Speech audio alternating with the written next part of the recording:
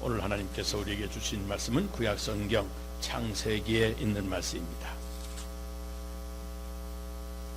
창세기 28장 10절로 19절에 있는 말씀입니다.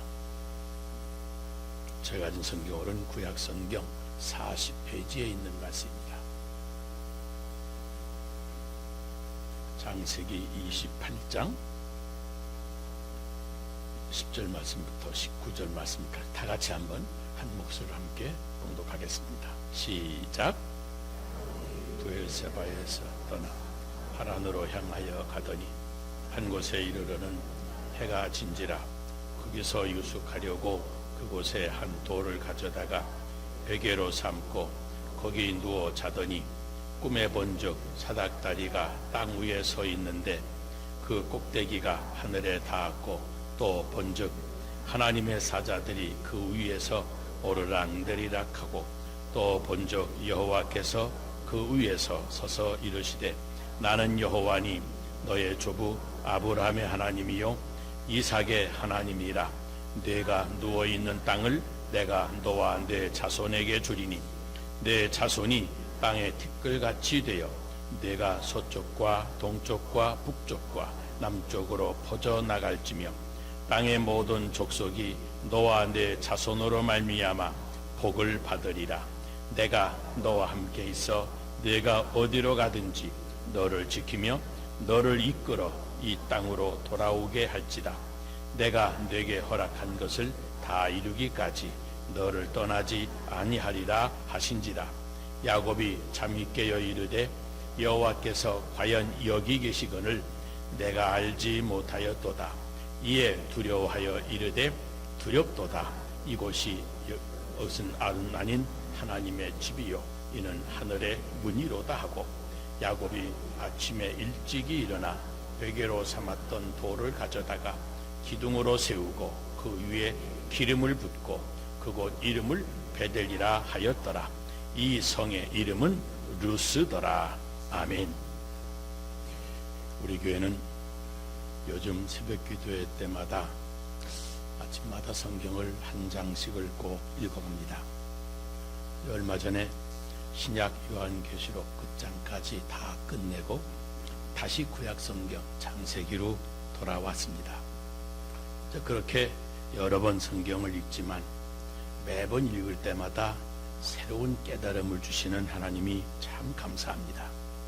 창세기를 읽으면서 야곱이라고 하는 분의 생애를 들여다보면서 많은 생각을 하게 됩니다.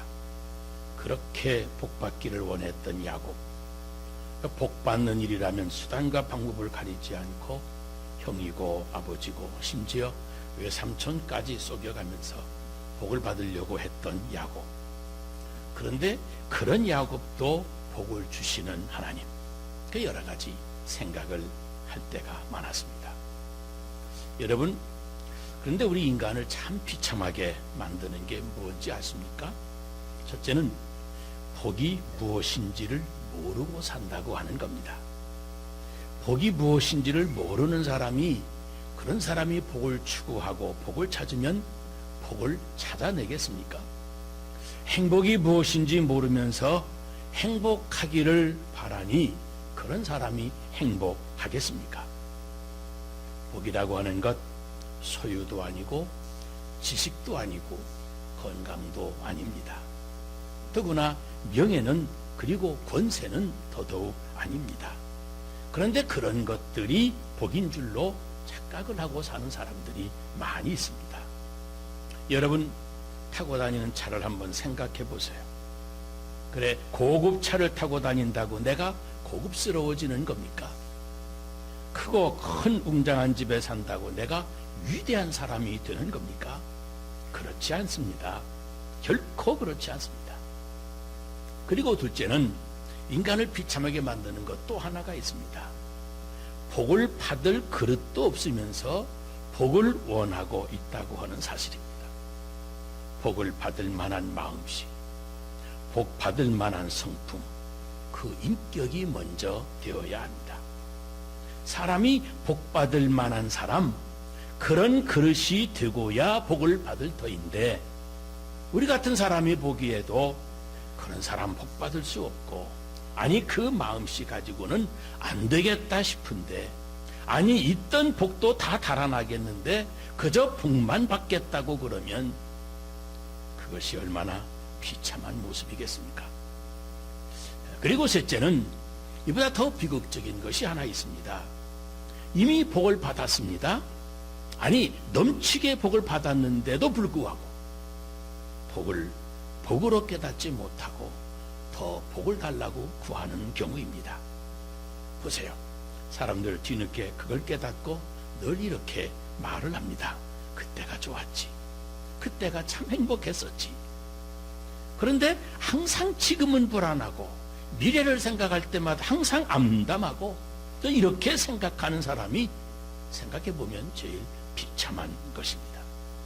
최소한 어제보다 오늘이 낫다. 오늘보다 내일이 더 나을 것이다.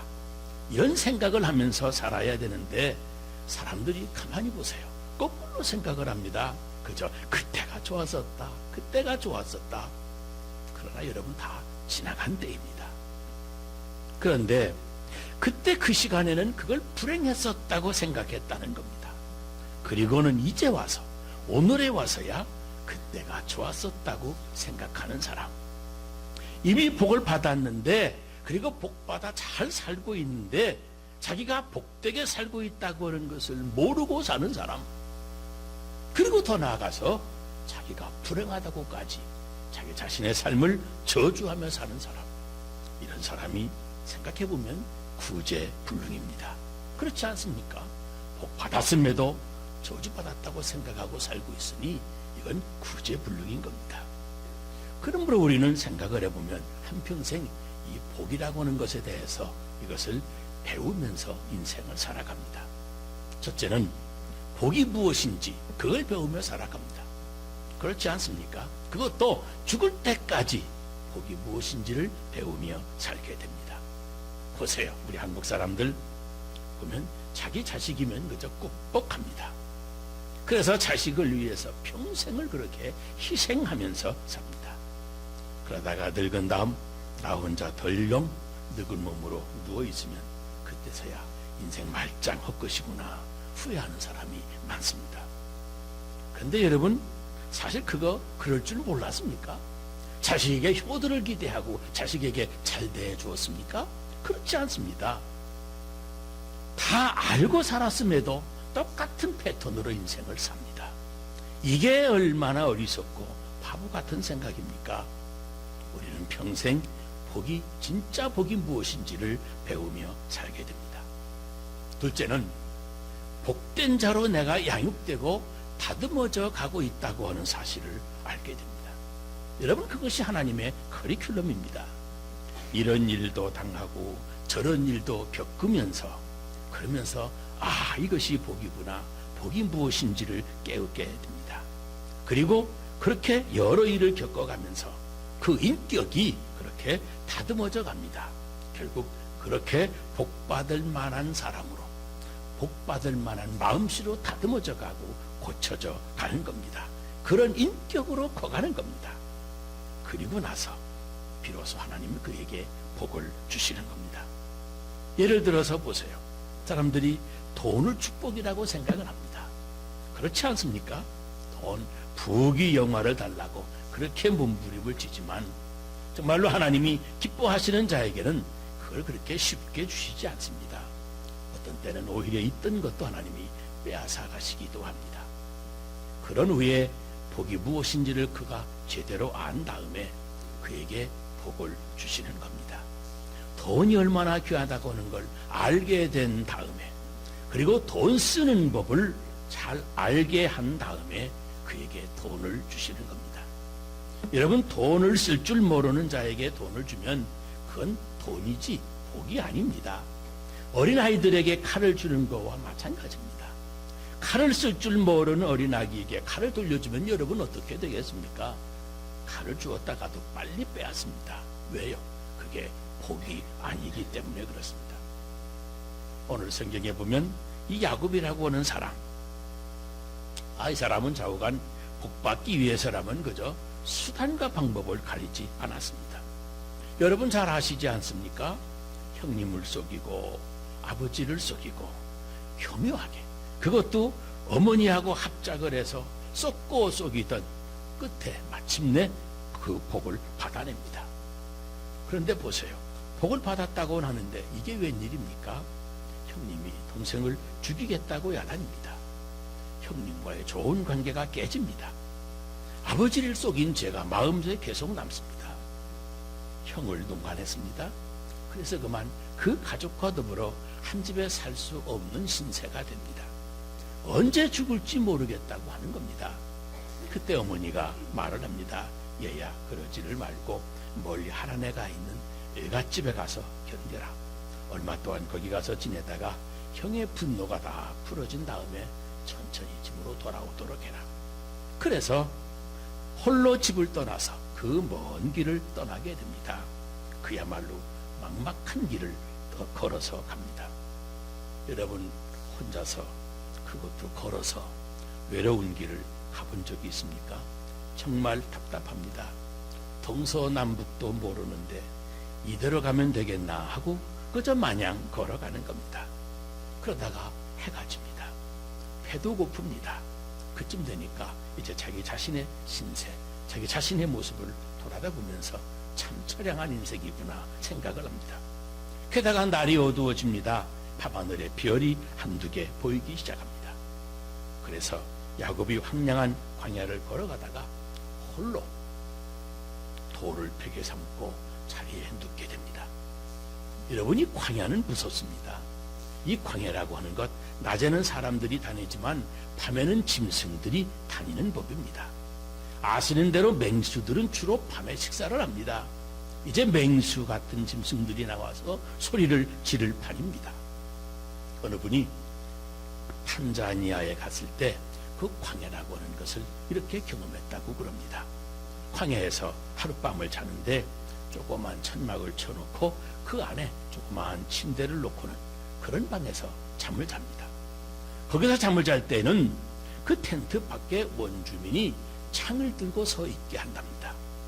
밤이 되면 사자나 호랑이나 심지어 하마 같은 것이 휘젓고 다니기 때문에 어쩌다가 확 치면 그만 천막이 무너져 버립니다.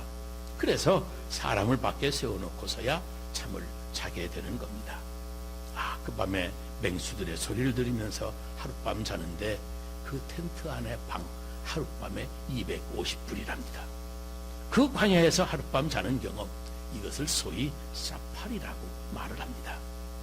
여러분, 야곱도 그 밤에 돌을 베게 하고 누웠는데 얼마나 처량하겠습니까? 배도 고프고 피곤하고 지치고 이제 무섭기까지 합니다. 아이고, 오늘 밤 이제 어느 짐승의 밥이 될지도 모르겠다. 두려운 마음이 밀려왔을 겁니다. 그러다가 야곱이 잠들었는데 하나님이 꿈에 나타나신 겁니다. 기다란 사다리가 보이고 사다리 저 위에 끝에서 하나님의 말씀이 들려옵니다. 내가 너와 함께 하겠다. 너 누운 땅을 내가 너와 내 자손에게 주겠다. 내가 복되고 너로 인해서 온 민족이 복을 받을 것이다. 이렇게 하나님의 음성을 듣는 그런 꿈을 꾸게 된 겁니다. 자, 여러분 한번 생각을 해보세요. 야곱이 지금 복을 받았다고 하는데 갑자기 상황이 달라졌습니다.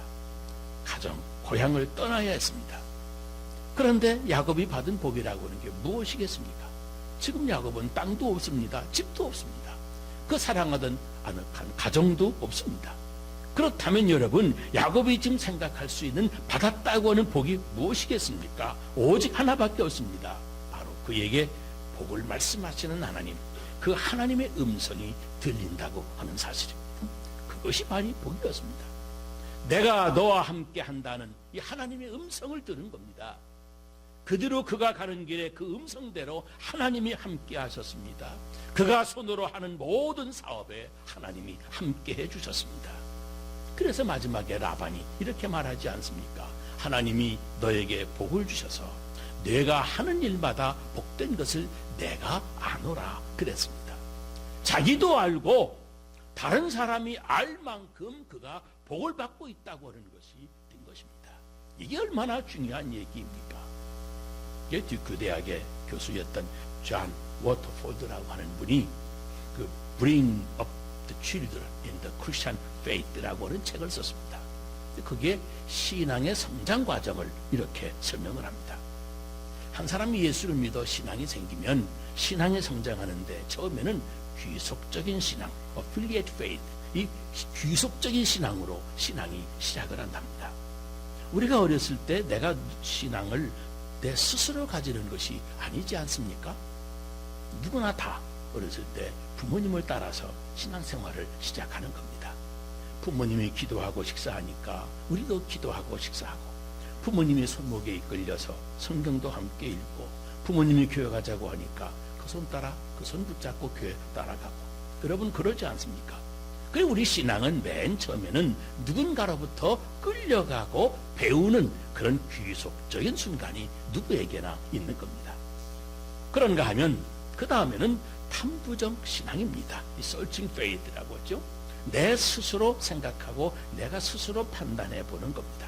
이것이 옳은가 저것이 옳은가, 이게 그런가 저것이 옳은가, 내 스스로 탐구하면서 찾아가는 그런 기간이 있는 것입니다.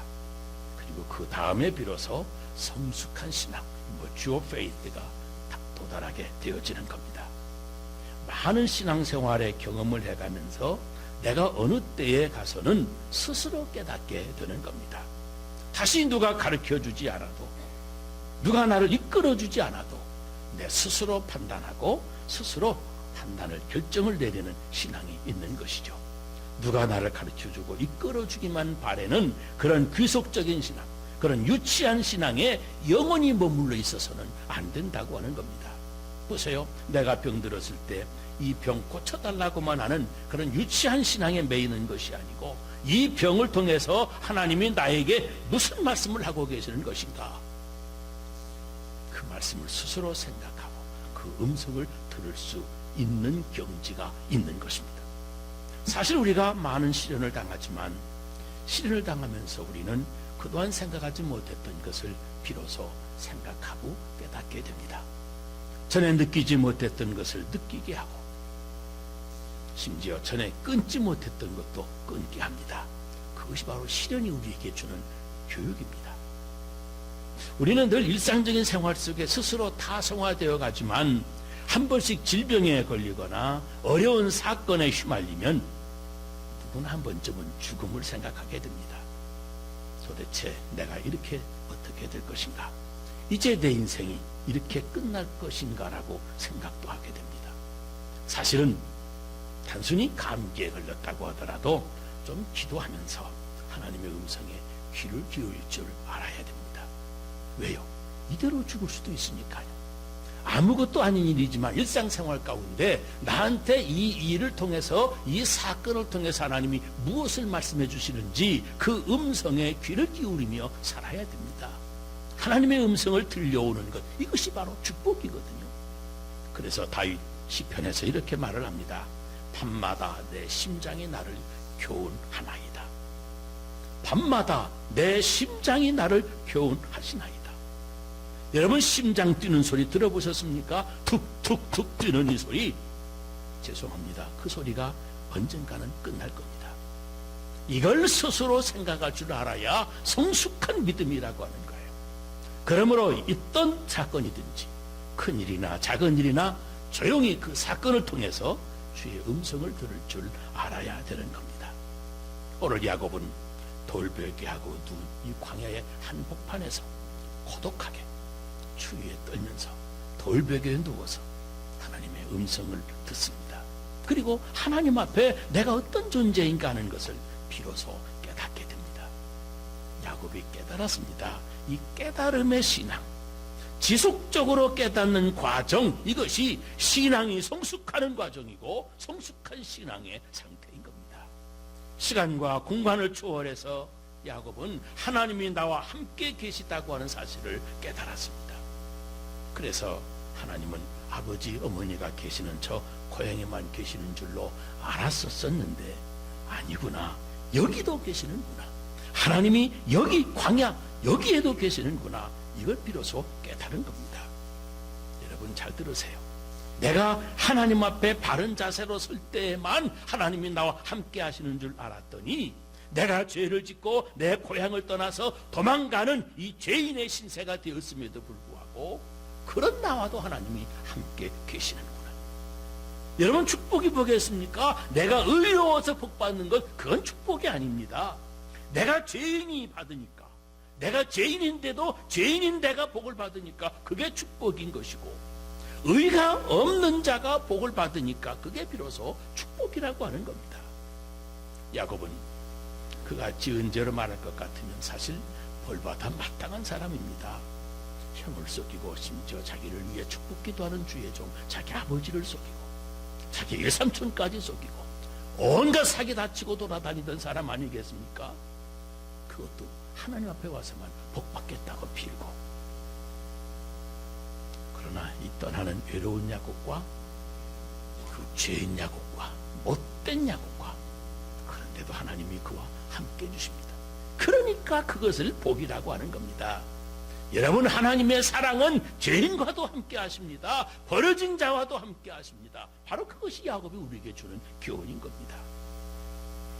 또 윌리엄 토저라고 하시는 분이 더 펄스드 부크 하시라고 그 하나님의 그 추구하시는 사랑을 이야기한 책이 있는데, 이 책에서 이런 말을 합니다. 사람들은 자기가 만든 휘장 속에 쌓여서 헤어나오지를 못하므로 하나님의 음성을 듣지 못하고 하나님을 바로 볼 수가 없다. 잘 들으세요. 사람들은 자기가 만든 인위적인 자기가 만든 휘장 속에 쌓여서 헤어나오지를 못한다는 겁니다. 그래서 그 휘장에 쌓여있기 때문에 하나님의 음성을 듣지를 못하고 하나님을 바로 보지를 못한다는 겁니다. 그리고 저자는 그 휘장을 두 가지로 설명을 합니다. 하나는 자기의입니다. 자기의.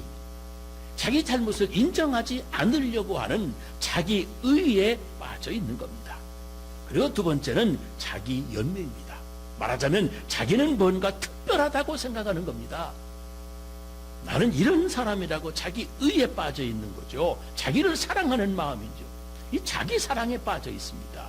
그래서 누구나 다 자기 우월감에 빠져 사는 겁니다. 그런데 문제는 어느 순간에라도 이것들이 무너져야 하나님의 음성이 들리는 겁니다. 내가 만든 이 휘장, 이 장막이 무너져야 되는 겁니다. 그래야 내 심령에 하나님의 음성이 들려오는 법이죠. 그래서 하나님이 야곱을 이 고향 부모의 품에서 광야로 내몰아 가신 거죠. 여러분, 성경을 가만히 보세요. 이상한 것은 하나님의 사람들, 하나님이 쓰시는 사람들, 하나님이 축복해 주신 사람들을 가만히 보면 다 고향을 떠났습니다. 그 고향에서 맴돌면서 뭘 기대하지 말아야 된다는 겁니다. 왜요? 사람들은 나그네 된 인생길, 외로운 길, 막막한 길에서 그때 비로소 하나님을 경험하기 때문입니다. 창세기 12장에 보면 하나님이 아브라함에게 축복하시면서 말씀을 하십니다. 내 고향과 친척을 떠나라. 평안한 곳, 고향, 친척, 그리고 익숙한 곳에 머물지 말라고 하는 겁니다. 그래야 하나님이 나와 함께 하신다는 것을 내가 온몸으로 가까이 느낄 수가 있다고 하는 거예요. 야곱이 어머니 부모님과 함께 있을 때 그 신앙 자세가 의존적이었습니다. 그러나 이제 와서 홀로 광야에서 서고 보니까 주의 음성이 가까이 들려오더라는 겁니다. 이것이 바로 야곱의 교훈입니다. 다시 뒤를 돌아다 보면 야곱이 마지막에 고향으로 돌아올 때 그가 또한 그와 같은 일을 경험을 합니다. 야곱이 창세기 32장에 보면 자기 가족들, 자기 자식들, 재산들까지 다 먼저 약복강 건너편에 먼저 보냅니다. 그리고 자기는 홀로 남아서 밤을 새우면서 기도합니다. 이게 성숙한 신앙입니다. 자기 홀로 남는 겁니다. 다 떠나보냅니다. 그리고 나 홀로 하나님과 1대1로 하나님을 만나는 시간을 가지는 겁니다. 그때 비로소 조상의 하나님이 나의 하나님이 되는 겁니다. 아브라함의 하나님이, 이삭의 하나님이 나 이삭의 하나님이 되는 겁니다. 그래서 내 의를 포기하고 하나님의 은총이 함께 하는 것을 비로소 깨닫게 되는 겁니다. 이것이 바로 야곱입니다. 또 하나는 하나님의 약속을 확인하고 있습니다. 반드시 돌아오게 하리라. 이 말씀 참 중요합니다. 반드시 돌아오게 하리라. 어디 가서 무슨 일을 하든지 반드시 내가 나중에 이 자리에 돌아오게 하리라. 이게 굉장한 약속 아닙니까? 지금 부모 고향을 떠나서 어디로 가서 어디로 무엇을 당해야 될지 모릅니다. 그 어린 나이에 고향을 떠나서 부모님을 떠나가는 이 야곱, 그의 인생에 어떤 길이 전개될지 아무도 모르는데, 그런 사람에게 염려하지 마라, 내가 너와 함께한다, 나중에 네가 반드시 이 자리로 돌아오게 될 것이다. 그걸 하나님이 책임져 주겠다고 하는 약속입니다. 해피엔드죠. 해피엔드. 마지막은 여기서 만나자, 너 다시 돌아오게 하리라. 오메가 포인트, 그게 하나님의 손에 있다.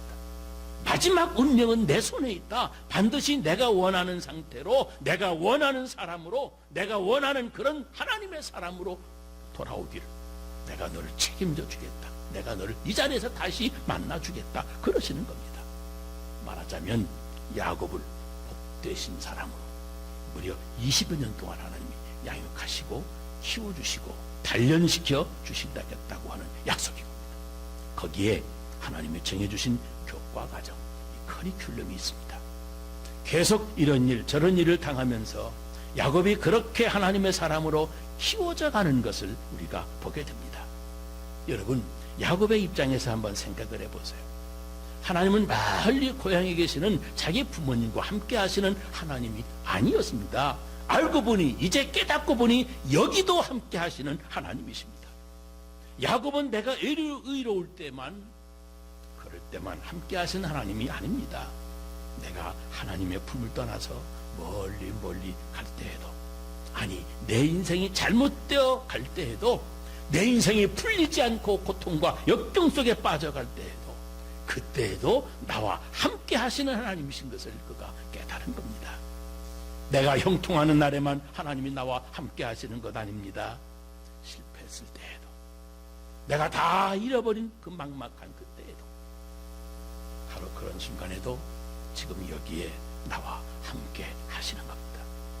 이것을 깨닫는 야곱, 이 성숙한 신앙에 비로소 이른 것입니다. 과연 여기 계시도다. 과연 나와 함께 계시도다. 아니 앞으로 나와 함께 하실 것이다. 바로 그것을 깨닫는 사람이 복된 사람이고, 그 깨닫는 바로 그 자리가 복된 자리요, 거기를 성경은 베델이라고 그럽니다. 바로 하나님의 집이었습니다. 우리 교회에서 여러분이 홀로 하나님을 만나고, 그래서 하나님이 함께 하심을 깨닫는 여러분, 야곱과 같이 끝내 복을 받는 사람들 다 되시기를 주의 이름으로 축원합니다. 기도하겠습니다.